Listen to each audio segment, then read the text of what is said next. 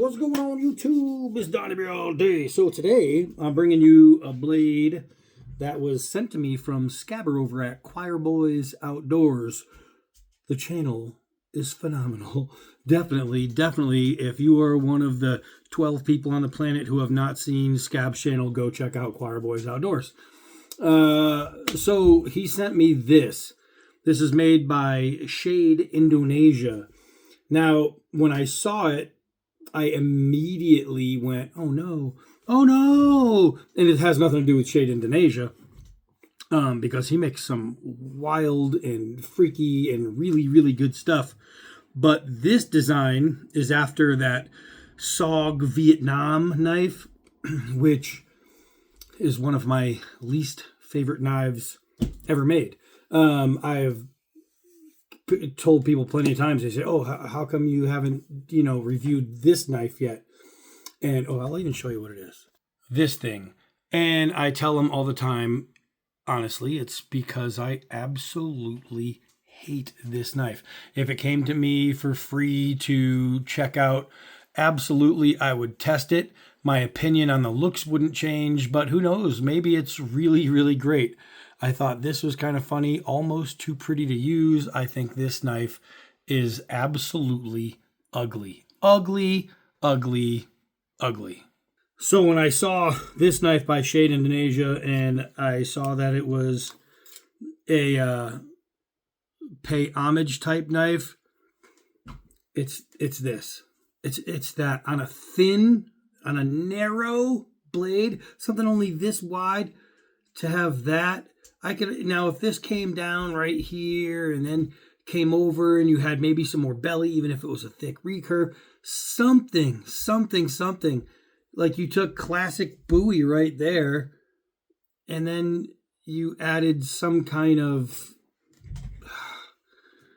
I don't know, man, like scimitar type, Arabian desert shape to it, which just doesn't belong on a Bowie.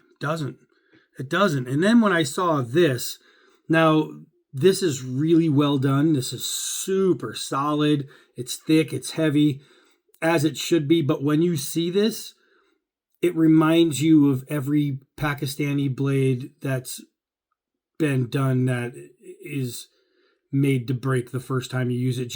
It gives off a really cheap looking vibe. It's very decorative, but I will say that it is not cheap. It is not just decorative. While it is decorative, it's not just decorative. It's actually built really, really well. And that's one thing from Shani over at Sheath Indonesia you can expect. You can expect a well-built knife. However, you can see that there is some gapping and some shifting in the leather, which means because this gets screwed onto here, right? So there's most likely it could be like a some kind of stick tang with a rat tail at the end. Could be a full rat tail. I would doubt that, but it could be. But I think it's a stick tang and then a rat at the end. And that would be screwed on. What this tells me is that he's just one piece of leather short of a perfect fit. Having spaces like this and the leather shifting means it just wasn't done 100% right. The other thing is it's a polished leather handle. So if I grab this as tight as I can and I grab the blade, not only is it shifting, but look at, I can turn the whole thing in my hand. That leather is turning with it. So now I don't want to ruin this because it is a Scabber's knife, but you can see there are pieces of this leather that are just really terrible. So the fact that it's spinning like that, it's making me think that the tang might be a little weaker than I thought. Well, I mean, it could still be a stick tang because it's not spinning all the way around. But that shouldn't be happening. It shouldn't be happening. All these leather pieces should be individually glued together, and there should be enough of them to where it never spaces out. But this one obviously is not like that. I'm trying to see what the tang looks like in there, and it's just really hard to tell. But it looks like a It looks like a stick tang. So I mean, I'm not like, if I bought that for $400, that's how much it costs on the site, and this is happening for $400. Oh, refund. That's awful. That's terrible. So my opinion was that, the knife looks terrible, but it's not Shady's fault that it looks terrible. He was paying homage to a classic design that looks terrible. So it's not like he designed this to look bad. He just followed what they had on there. Now it says military assistance combat / Vietnam. This is number 23 out of 33. I believe he calls it just by the letters, the MACV Bowie Classic. I'll put the link down below. $400? No, not even close. Not even close, but it is what it is. If I do this, you hear that? That means there is even loosening right here in the pommel. And it's making me, I'm supposed to take this out and test it, but this is Scab's knife, and I do not want to break this handle off. Whew. So I think I might have to just go light use, because I have a fear that this might break off. If it's rattling that much, it's not very good. So we're looking at an 8-inch blade, 14 inches overall. It's got slip near steel. It says the hidden tang construction gives it a clean classic profile. Yada, yada, yada. Sure grip. It doesn't have a sure grip, that's for sure. Fitted with ornate stuff. Yeah, I don't know. I'm nervous. I'm nervous about that. I'm wondering if I should text Scab and ask him for, I mean, he gave me permission to test it because he sent it to me to test. That is not good. I'm wondering if I should throw some glue in there for him. And I don't want to take this apart, because what if it is bad on the inside and it doesn't go back together? So I'm not going to do that. But for a numbered piece, that's not good. But let's see how it works anyway. Almost forgot. The sheath, leather sheath. It's made to mimic the original. You have area for a ferro rod there. You can use this as a tinder pouch, or you can use this as a sharpening stone pouch, or a cordage pouch, whatever you want. The sheath is done really well. It's a really good sheath. You have a leg tie down. The stitching is very nice. I think the SOG one was black. This one's brown. I prefer this one. I think Shaney did a better job on this sheath than SOG's, but I believe SOG's might be machine made. This is handmade, and that could be the difference. All right, so I was going to come out here and do some regular testing. The weight is definitely better than the SOG. It's definitely better than the SOG, but I can just feel everything shifting in my hand, which is so not good. I wonder if I can get a better look out here at the tang in the sun. It's still pretty hard to see, but I mean, you could see all the way down to here, there's no steel. So, I mean, it's a very, very thin tang. I wanted to come out and do some like hard downward throws and things like that, but with this being as unsettled as it is, I think I'm just going to do some cutting with it.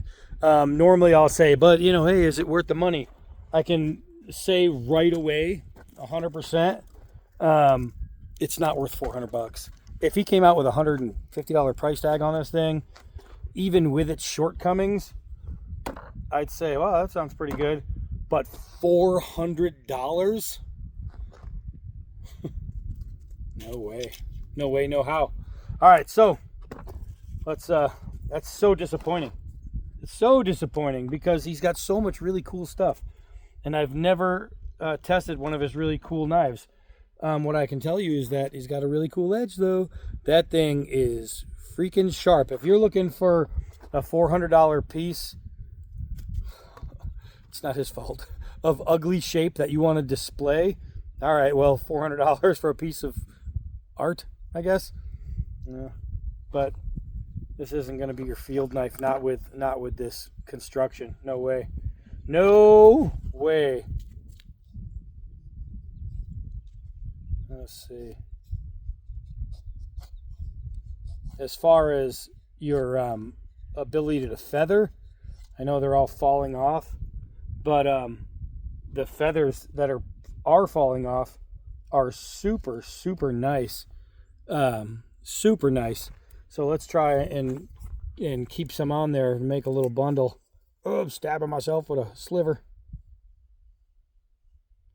The control with the edge is really nice. The edge geometry is perfection. It is absolute perfection. There is nothing about the grind as far as the finishing with this edge.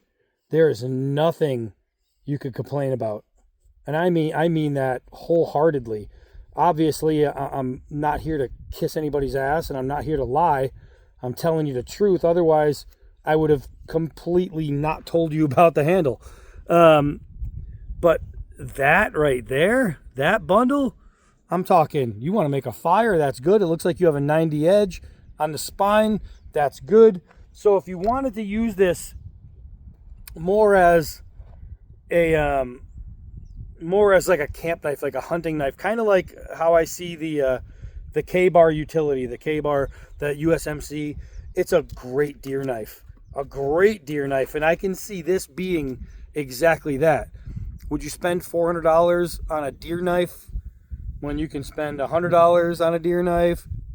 No, but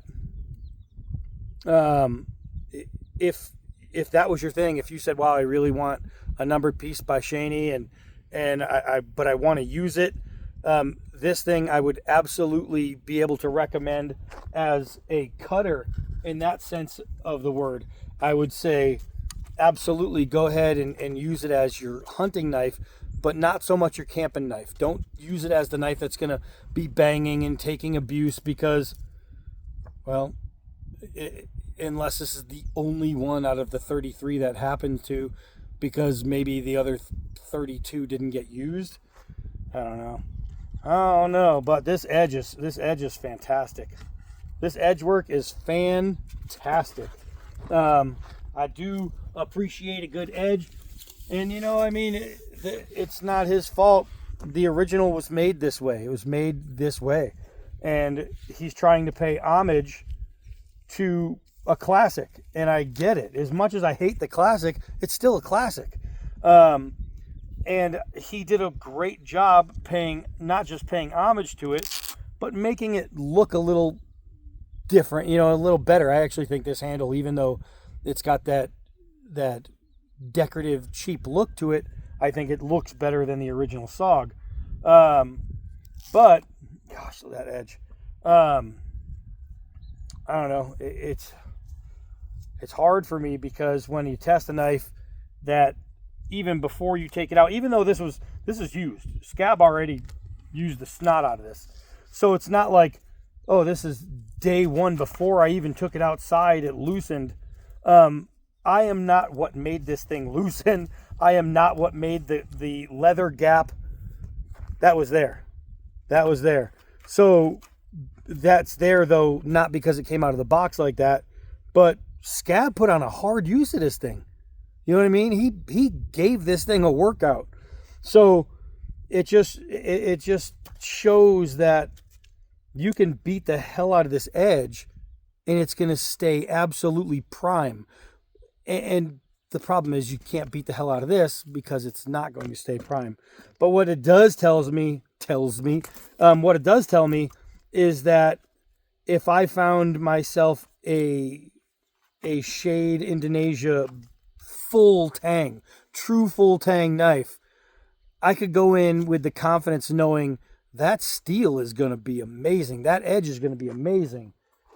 And I really wish that I got to test a knife from him that was full tang, because I need a retribution knife. I need something to say, Told you, you can't judge everything that he makes by by one knife. Man, I am raspy.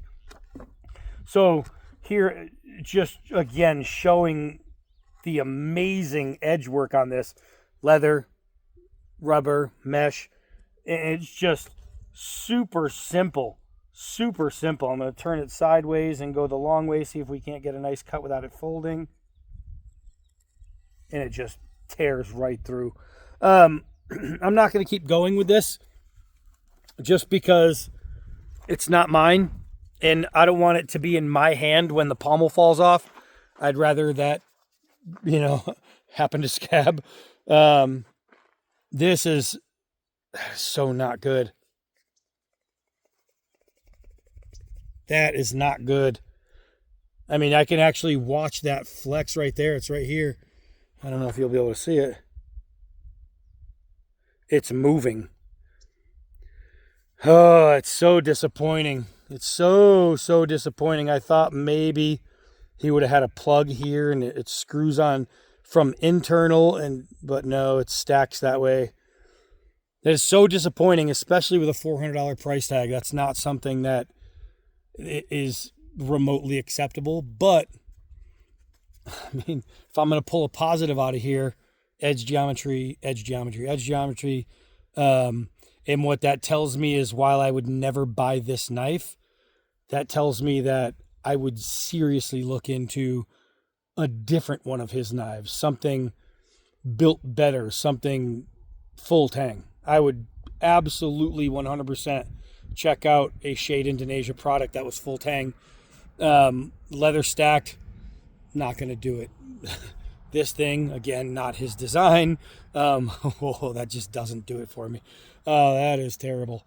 But it is what it is. I mean, I really appreciate Scab for sending it, because he sends me things, like some things that he knows I'm not going to be into, and then he sends me things that he knows I'm going to absolutely love. And the reason he does it is because he wants other different opinions going over this, because he could grab it and have a good time with it. He might look at this and love it. And so it's really important for him to allow a maker to have to get different opinions, and even a negative opinion. Like, if somebody didn't like my preacher, so what? I love it. Lots of people love it. Somebody's bound to hate it. They are bound to hate it. But that doesn't mean it's bad. It just means that people have opinions. And so it's good to get a flex of opinion out there. And for me, my opinion is the way it looks. I hate this.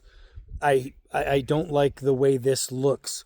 That's where the opinion ends. And then it comes down to, all right, so my hand will turn. If I squeeze a knife and turn, my hand will absolutely spin with this thing. That's fact.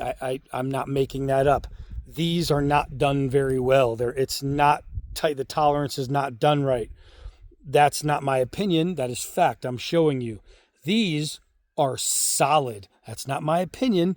That's fact. I'm showing you. So there's a big difference between opinion and fact. My opinion is that it's ugly. That's my opinion. Fact, this is not a $400 construction. Fact, that is not a $400 construction. Fact, however, this edge belongs on a $400 knife. So, I mean, in a different package, ta-da. But as far as this one, that's it for this one. I am Donnie B. And you know what's funny is I just tapped myself when I was showing it to you, and I did this, and just tapping myself, it went right through the skin. The edge is phenomenal. And there's this. All right, so that's it for this one. I am Donnie B all day. Until next knife.